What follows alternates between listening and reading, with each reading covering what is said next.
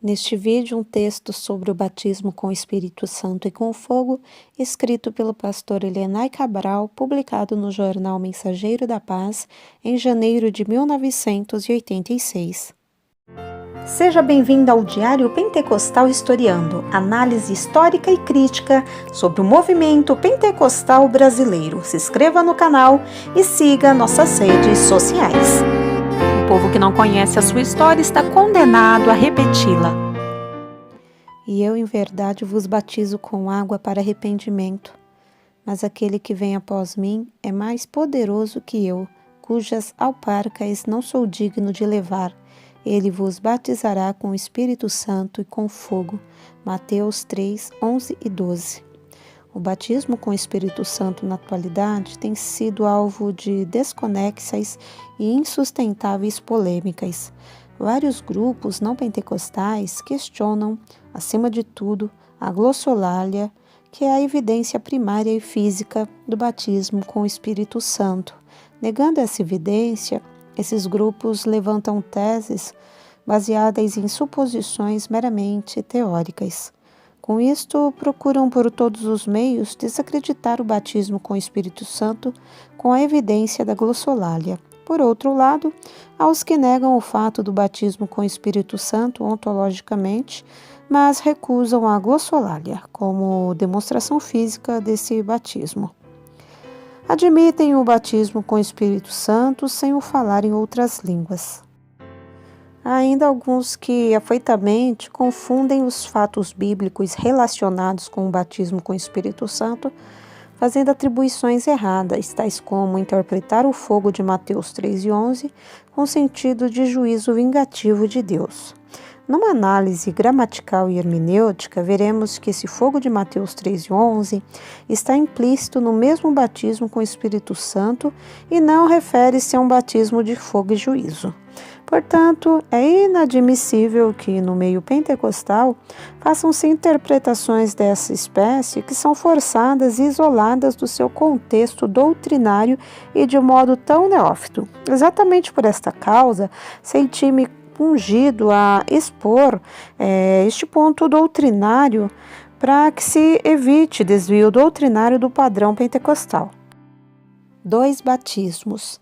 É clara a citação de 2 tipos de batismos e não 3 em Mateus 3 e 11. O primeiro batismo é o do arrependimento efetuado por João Batista, conforme o texto confirma. E eu vos batizo com água para o arrependimento. O segundo batismo é efetuado por Jesus Cristo. O pronome ele indica o Senhor Jesus como batizador, conforme está no texto: ele vos batizará com o Espírito Santo e com fogo. Portanto, o primeiro batismo é físico e o segundo é espiritual.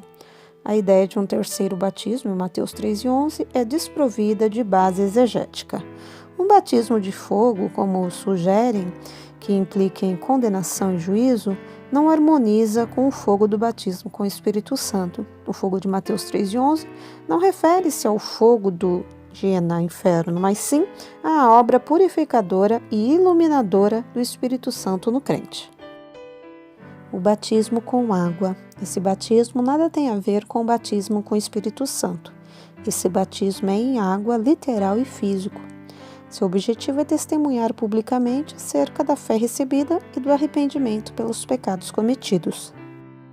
É um batismo exterior e por imersão em águas, efetuado pelos ministros da Igreja de Cristo.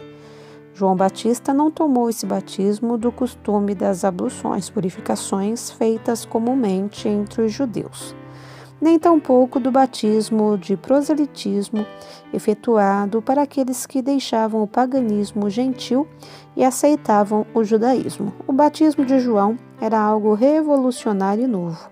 Normalmente, a confissão de pecados no judaísmo era feita no dia de expiação, mas João Batista pregava o arrependimento e perdão de pecados através da confissão pública no ato do batismo com água.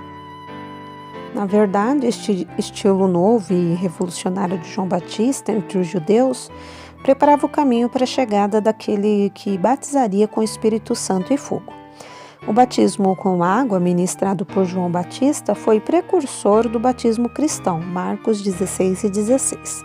Quando uma pessoa aceita Cristo, Jesus como Salvador e confessa seus pecados a Ele, o batismo em água se torna indispensável como confissão pública de sua fé em Jesus. Portanto, o batismo com o Espírito Santo não é inerente ao batismo com água. Ambos são completamente distintos na experiência cristã. O batismo com o Espírito Santo. João Batista mostrou claramente a relação de sua atividade ministerial com a de Jesus Cristo quando diz: "E eu, na verdade, vos batizo com água para o arrependimento, mas aquele que vem após mim é mais poderoso do que eu, cujas alparcas não sou digno de levar. Ele vos batizará com o Espírito Santo e com fogo." Ministrar o batismo em águas é serviço dos ministros de Cristo, mas ministrar o batismo com o Espírito Santo e com fogo é serviço exclusivo do Senhor Jesus. Há uma palavra que está em questão neste estudo, é a palavra fogo. Teologicamente, a palavra fogo tem variações no seu significado. É preciso ter-se o cuidado de perceber os vários sentidos que uma mesma palavra pode dar, se é literal ou figurado, se é com sentido positivo ou negativo. Para descobrir o sentido real da palavra que se quer interpretar, deve-se buscar o significado no seu contexto gramatical, histórico, doutrinário e etc. Então, temos dentro do texto de Mateus 3, 11 e 12 duas palavras que são ricas em significados espirituais. São as palavras água e fogo. Ambas têm significado negativo e positivo. Por isso, devem ser interpretadas à luz do contexto que as envolve. Outro sim. O batismo com o Espírito Santo é subsequente à conversão e só acontece mediante a fé do convertido. Portanto, a conversão não é o batismo com o Espírito Santo. Os antipentecostais defendem a teoria de que a entrada do Espírito na vida do pecador, no momento da conversão, é o batismo com o Espírito Santo, o qual denominam também como o batismo no corpo de Cristo, e que representa o mergulho na nova vida que acontece no ato da conversão, enquanto que o batismo com o Espírito Santo é o mergulho no poder do Espírito para viver essa novidade de vida. Portanto, o batismo com o Espírito Santo é uma obra subsequente à conversão, não simultânea. 2 tipos de fogo espiritual. Os 2 versículos de Mateus 3, 11 e 12 falam de 2 tipos de fogo, os quais são distintos nas suas finalidades e devem ser tratados separadamente. Um nada tem a ver com o outro. A distinção entre os 2 tipos é percebida nas finalidades e resultados de ambos. Primeiro, o fogo do batismo com o Espírito Santo. Ele vos batizará com o Espírito Santo e com fogo, versículo 11. Esse fogo é inseparável da experiência do batismo com o Espírito Santo. Por isso, devemos analisar o texto mais detidamente. No original grego, a expressão aparece assim: Ele vos batizará com o Espírito Santo e em fogo. O pronome ele, que é o sujeito da frase, refere-se a Cristo, e vos é o objeto direto. Quem é o objeto direto, então? É a multidão presente que ouvia a pregação de João Batista e não apenas os fariseus e saduceus. Outro sim, a declaração profética de João apontava para o futuro. Na continuação do texto, o verbo batizar diz respeito à ação do sujeito da frase, o Senhor Jesus Cristo. A expressão com o Espírito Santo e com fogo une a pessoa do Espírito à sua obra purificadora através do fogo. Tanto o Espírito como o fogo estão intimamente ligados ao propósito do batizador Jesus.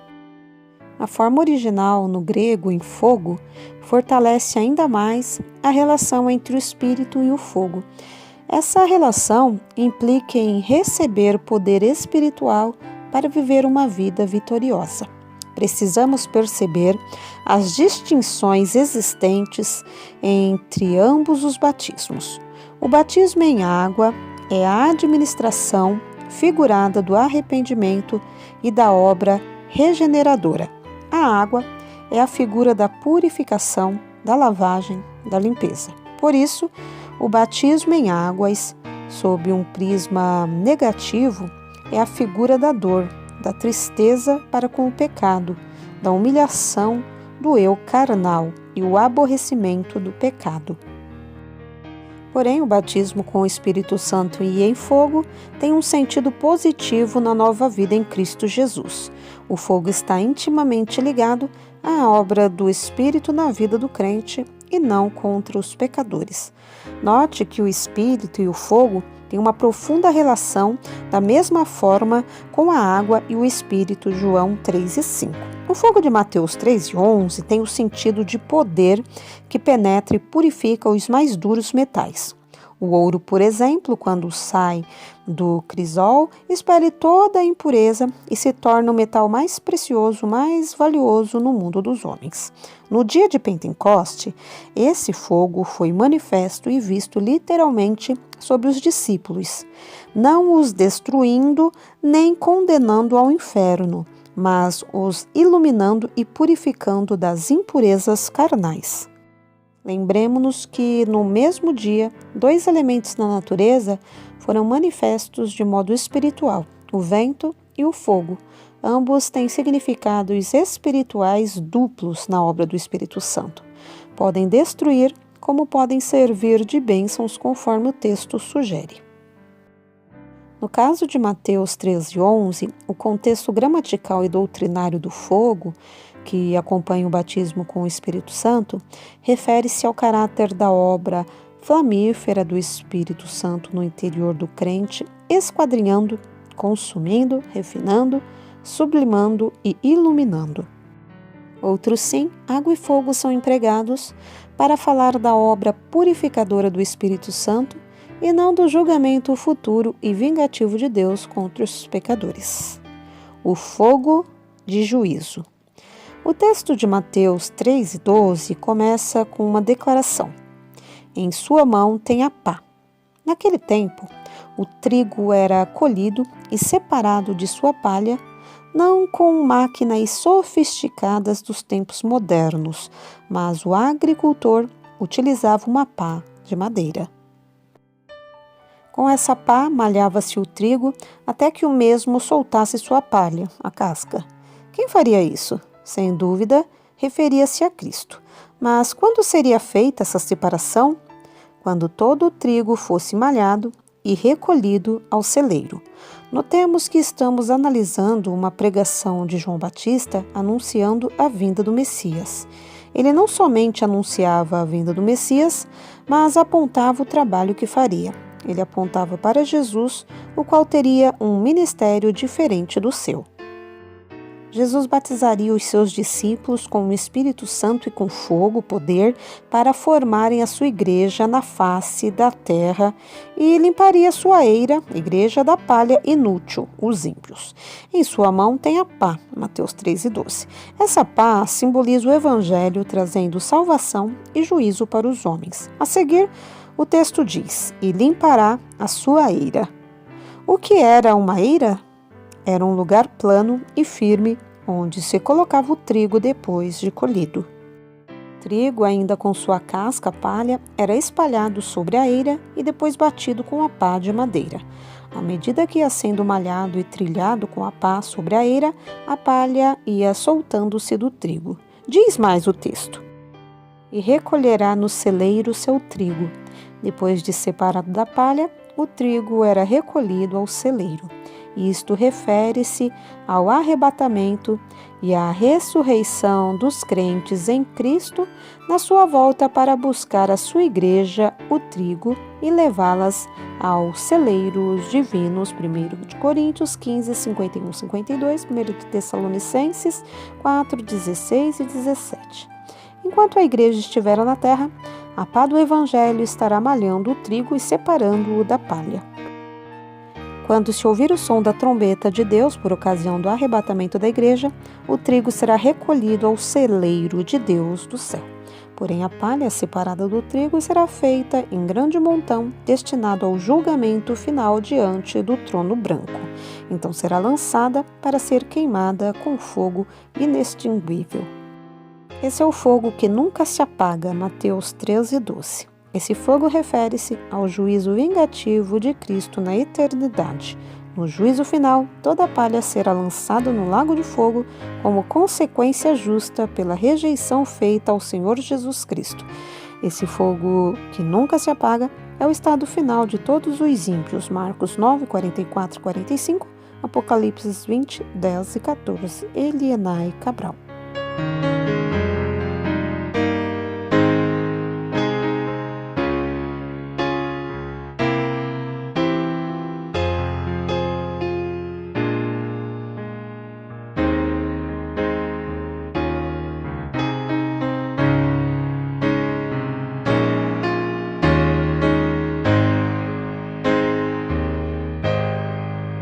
Porque nada podemos contra a verdade, senão pela verdade. Segunda carta aos Coríntios 13 e 8. Se você gostou do conteúdo deste vídeo, se inscreva no canal, deixe o seu joinha, compartilhe e ative o sininho para receber do YouTube as notificações dos novos vídeos.